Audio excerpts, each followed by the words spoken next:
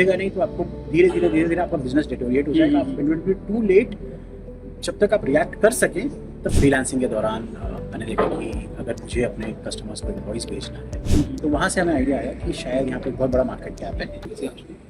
नमस्कार नवीन जी, स्वागत है आपका एमएसएमई संपर्क के अंदर। नवीन जी, क्या आप बता सकते हैं अपने बारे में कुछ थोड़ा सा? सो मैं रेफरेंस का फाउंडर हूँ और ये मेरा दूसरा स्टार्टअप है। पहले मैं एक कंज्यूमर ऐप चला चुका हूँ और उसके बाद मैंने कुछ टाइम तक फ्रीलांसिंग किया एज अ कंसल्टेंट। और उस फ्रीलांसिंग के दौरान मैंने देखा कि अगर मुझे अपने कस्टमर्स को इनवॉइस भेजना है तो मैं जनरली एक एक्सेल शीट डाउनलोड करता था, उसको पीडीएफ में कन्वर्ट करके भेजता था, जो कि बहुत लोग करते हैं मेरे जैसे। मुझे ऐसा लगा नहीं कि कोई सॉफ्टवेयर की ज़रूरत है, कोई फुल फ्लेज सॉफ्टवेयर। तो वहाँ से मुझे ये आइडिया आया कि मेरे जैसे बहुत सारे लोग हैं थोड़ा सा डेटा मेंटेन करना चाहते हैं। ज़रूरी नहीं कि आंसर एक एक्सेल शीट को कन्वर्ट करके हो, बट एक अकाउंटिंग ऐप जो कि फुल फ्लेजेड भी ना हो, छोटा हो, ईजी टू यूज़ हो। जो भी अकाउंटिंग ऐप के नाम पे हम लोग ऐप सोचते हैं वो जनरली आज से 25-30 साल पहले बने थे। आज के मॉडर्न यूज़र के लिए नहीं बने थे। मोस्ट ऑफ दी ऐप्स जो जिनका हम लोग नाम जानते हैं मोबाइल ऐप ही नहीं था उनका। तो वहाँ से हमें आइडिया आया कि शायद यहाँ पे बहुत बड़ा मार्केट गैप है। और जो एक छोटे इनवॉइस जनरेटिंग सॉफ्टवेयर से स्टार्ट हुआ, आज एक फुल फ्लेजेड अकाउंटिंग सिस्टम है, जिसको हम एक्सपैंड करके फुल स्मॉल बिजनेसेस के लिए एक ईआरपी सिस्टम में कन्वर्ट करें। ओके, सो बेसिकली रेफरेंस एक all time solution for all accounting services की तरह हम मान सकते हैं, राइट? सो जैसे कि हम देखते हैं मार्केट के अंदर बहुत सारी अलग अलग चीज़ें होती हैं, अलग अलग एप्लीकेशन होते हैं, तो वहाँ पर रेफरेंस कैसे बाकी लोग को डोमिनेट करते हैं? सो आई थिंक हमारा कोर जिस पर हम लोग ध्यान देते हैं वो यूजेबिलिटी पे देते हैं। ठीक है, हम ये मान के चलते हैं कि हमारे यूजर को अकाउंटिंग का ये भी नहीं आता है।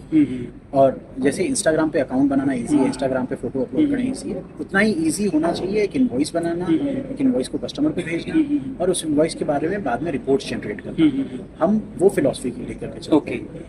आज तक जितने अकाउंटिंग सिस्टम्स बने मुझे लगता है वो एक अकाउंटेंट को ध्यान में रखते हुए बने हैं। हम एक एंटरप्रेन्योर को ध्यान में रखते हुए बनाते हैं। और वो एंटरप्रेन्योर का बैकग्राउंड कुछ भी हो सकता है। वो एक छोटा व्यापारी हो सकता है, वो एक कॉलेज से निकला हुआ डिजाइनर हो सकता है, वो एक सॉफ्टवेयर प्रोग्रामर हो सकता है, या वो एक इन्वेस्टमेंट बैंकर हो सकता है।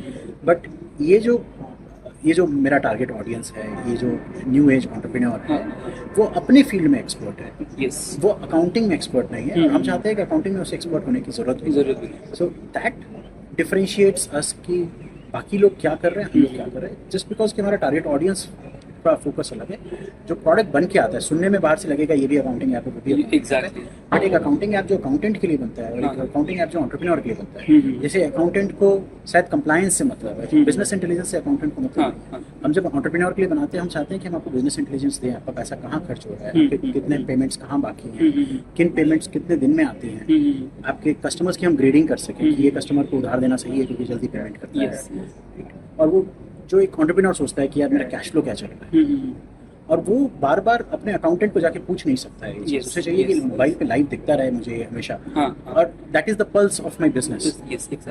ये जो हमारा थॉट प्रोसेस डिफरेंट है, यही चीज हमारे प्रोडक्ट में दिखता है। और जब ये प्रोडक्ट में दिखता है तो हमें जो लोग अडॉप्ट कर रहे हैं वो भी एक डिफरेंट माइंडसेट के लोग होते हैं। अच्छा। और वहाँ से हमने स्टार्ट किया। अब हम ये बोल रहे हैं कि क्या आप इससे रिलेटेड मनी मूवमेंट से रिलेटेड सब कुछ आप हमारे यहाँ कीजिए। राइट फ्रॉम कि कस्टमर आपके पास आया है एक लीड के फॉर्म में जो एक सीआरएम में जाता है, टू द पॉइंट कि आप कस्टमर से पेमेंट कलेक्ट कर रहे हो या आप अपने वेंडर को पे कर रहे हो, बिना किसी बैंक ऐप पे गए, बिना किसी जीएसटीएन सिस्टम पे गए। गवर्नमेंट से इंटरेक्शन, बैंक से इंटरेक्शन, क्लाइंट से इंटरेक्शन, सब कुछ आप इस ऐप पे ही करें।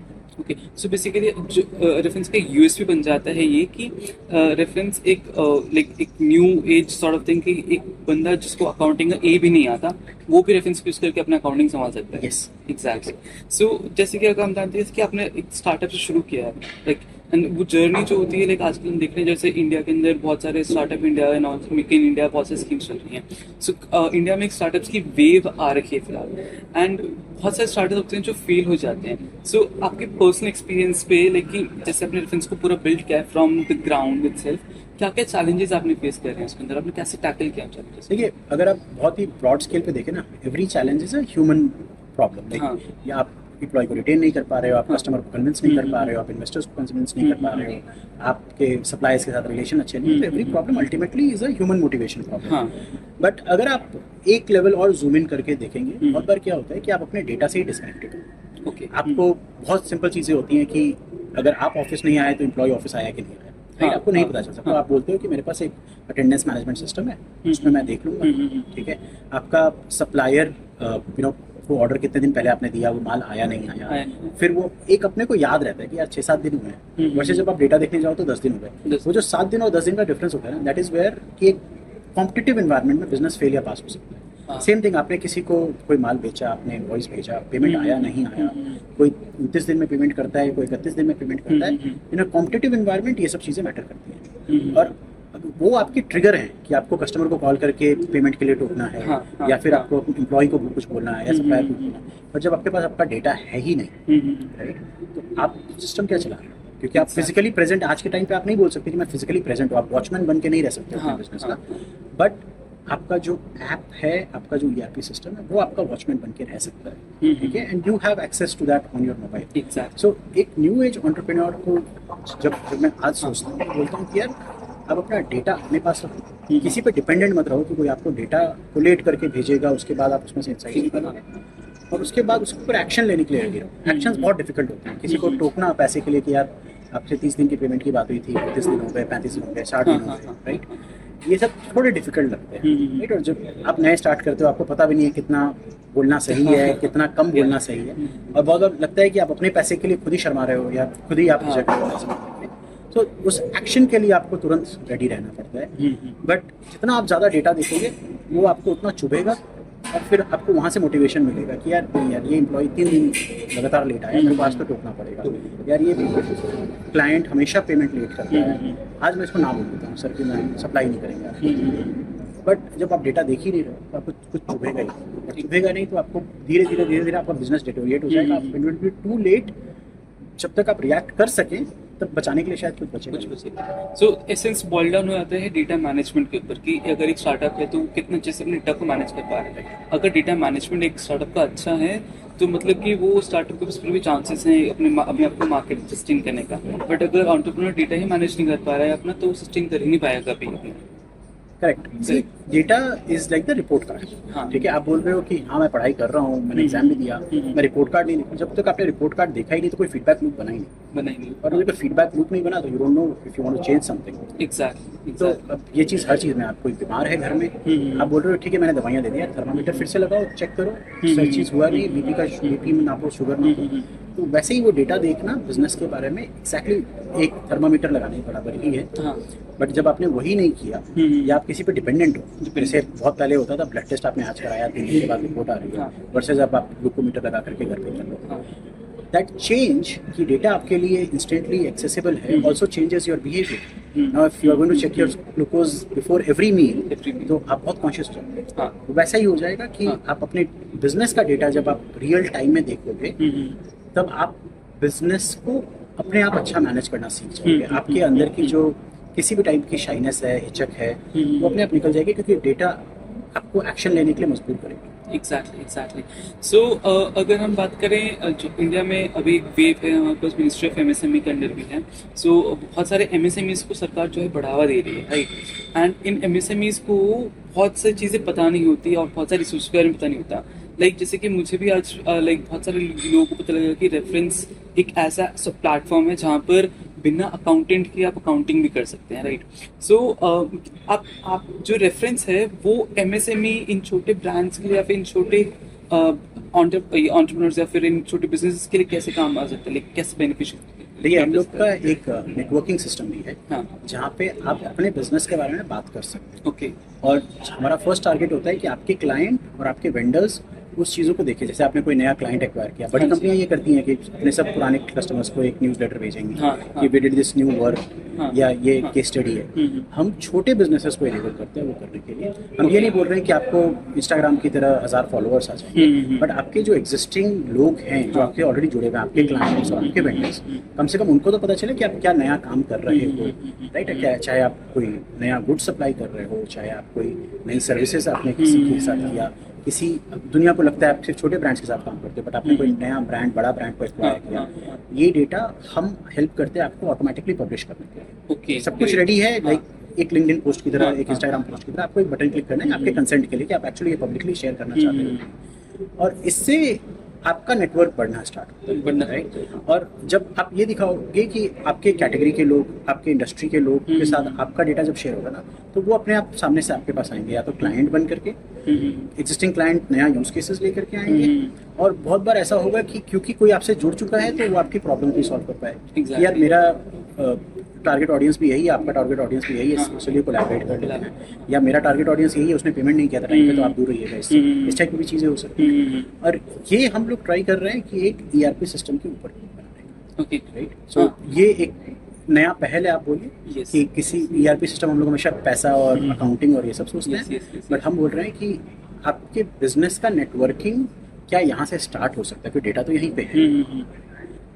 नया प्रयास है, देखते हैं क्या। सो बेसिकली इससे ना मुझे एक और चीज़ समझ में आ रही है कि इससे जो कस्टमर लॉयल्टी है वो भी इंक्रीज हो सकती है, राइट। बिकॉज जैसे कि अगर मेरा एक पर्सनल ब्रांड, अगर हम बात करें, चलो मेरा एक पर्सनल ब्रांड फेवरेट है for some reason, and then मैं जानता हूँ कि ब्रांड ने कुछ अचीव किया है, सो आई फील प्राउड कि दिखाने के लिए कि चलो ठीक है, आई use this brand.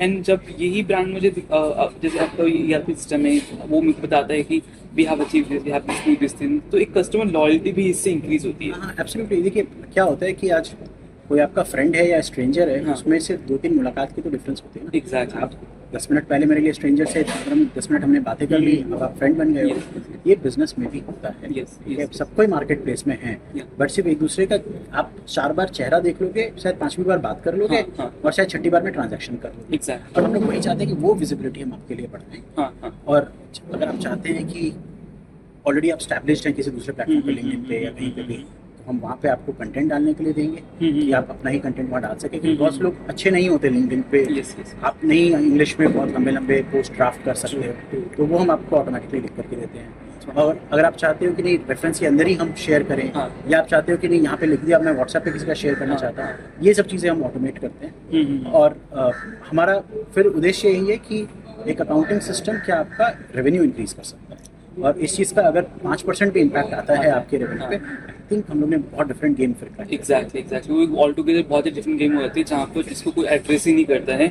It's like one solution, ठीक, अकाउंटिंग भी हम कर देंगे, आपका रेवेन्यू जनरेट हम कर देंगे। सो इट्स लाइक कि you can completely depend on reference for that. Yes. That's wonderful. So sir, जैसे कि MSME जो अभी ग्रो कर रहे हैं, उनके लिए कुछ एडवाइस आपकी तरफ से आ सकती है based on your experience of this, like rich experience? I think MSMEs बहुत बार है ना, बहुत यंग एज में अपने आप को बहुत ज़्यादा स्प्रेड कर लेते हैं। Okay. कि जैसे एक आदमी सोचता है कि यार मैं समोसे अच्छे बनाता हूँ, तो एक समोसे की दुकान डालता हूँ, हाँ. और धीरे धीरे करते करते वो एक मल्टी क्यूजिन रेस्टोरेंट बन जाता है। हाँ. आज वो ज़माना नहीं है कि आप कोई भी चीज़ में मल्टी क्यूजिन वाला काम करो। आपको बहुत ही फोकस्ड करना पड़ेगा, क्योंकि हर एक चीज़ में आप समझिए स्पीड एंड कंपटीशन की इतनी ज़्यादा अहमियत हो गई है कि अगर आप 5 चीज़ें कर रहे हो ना, आप अच्छी तरह से नहीं कर पाओगे। पांचों चीज़ें आप एक 100% एफिशिएंसी से नहीं कर सकते। अगर आप एक चीज़ करो 100% एफिशिएंसी से करो, तो आप शायद ज़्यादा पैसे कमाओगे। आज बहुत बार ऐसा, पहले अगर हम छोटे से एक एग्जांपल लें कि यार कोई मिठाई की दुकान है, तो वो 20 तरीके की मिठाई रखती है। हमें पता है कि 80% टाइम्स तो ये एक पर्टिकुलर मिठाई है, वही बिकती है। इट इज़ ओके कि आप सिर्फ एक ही मिठाई रखिए, बट उसमें आप एक्सीलेंस लेके आइए कि यार मैं एक स्टोर की जगह 5 स्टोर कैसे खोलूँ। तो सिस्टम को जितना ज़्यादा लीन हो सकता है उतना लीन करके आप फिर ग्रोथ पे ध्यान दीजिए।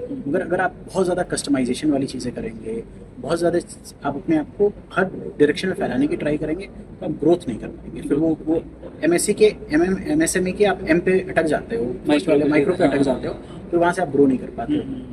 सो बेसिकली एक हमें अपना जो नीश ऑडियंस है उसी को टारगेट करते हुए उन्हीं को सेटिस्फाई एंड पकड़ रिटेंशन पे ज़्यादा ध्यान देना चाहिए, रादर देन कि हम लोग नए नए कस्टमर या फिर नए नए नीशेस को एक्सप्लोर करें। सो एक बार आपको लगे कि नहीं मेरी पकड़ अच्छी आ गई है, इससे ज़्यादा कस्टमर्स इस शहर में नहीं है पकड़ने के लिए, तब आप सोचिए कि चलो हम प्रोडक्ट 2 करेंगे। ओके। बट जब तक वो नहीं हो तब तक ये अपने आप को फैलाते रहना। या तो आप बोलो कि प्रोडक्ट ने काम नहीं किया, मैं प्रोडक्ट भी करूँगा, प्रोडक्ट ए को बंद कीजिए, प्रोडक्ट भी चालू करिए, एकदम सही है। प्रोडक्ट ए काम भी कर रहा है, प्रोडक्ट ए में ग्रोथ भी नहीं आ रही है, प्रोडक्ट ए भी चाह रहे हो करना, प्रोडक्ट बी भी चाह रहे हो, फिर सी भी चाह रहे हो, आप किसी भी चीज़ में अच्छे नहीं हो। तो चाहे आप बिजनेस छोटा चला रहे हो, चाहे बिजनेस बड़ा चला रहे हो, कस्टमर का एक्सपेक्टेशन है कि आप 100% डिलीवर करो।